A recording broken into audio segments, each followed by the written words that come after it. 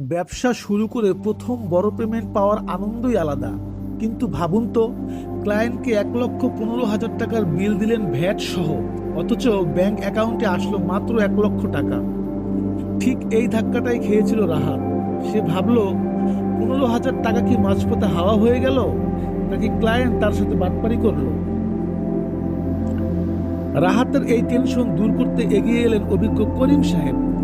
তিনি বুঝিয়ে বললেন, রাহাত, এটা চুরি না, এটা হলো ভিডিএস বা উৎসে ভ্যাট কর্তন। সহজ কথায়, আপনি যখন কোনো সরকারি প্রতিষ্ঠান বা বড় লিমিটেড কোম্পানিতে পণ্য বা সেবা দেন, তখন আইন অনুযায়ী তারা পেমেন্ট করার সময় ভ্যাটের অংশটা আগেভাগেই কেটে রেখে সরাসরি সরকারি কোষাগারে জমা দিয়ে দেয়। কিন্তু এখানে একটি দারুণ মারপ্যাচ আছে, যা অনেক ব্যবসায়ী জানেন না। রাহাত যখন বলল যে সে 15% আদর্শ হারে ব্যাট দিয়ে মূসক 6.3 চালান ইস্যু করেছে, তখন করিম সাহেব তাকে একটি খুশির খবর দিলেন।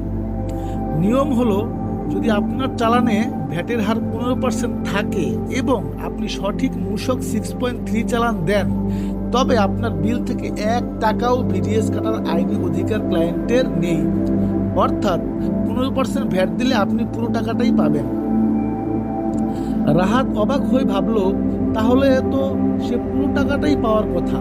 করিম সাহেব আরো মনে করিয়ে দিলেন, যদি ক্লায়েন্ট ভুলবশত টাকা কেটেই ফেলে, তবে অবশ্যই তাদের কাছ থেকে মূসক 6.6 সনদ বুঝে নিতে হবে।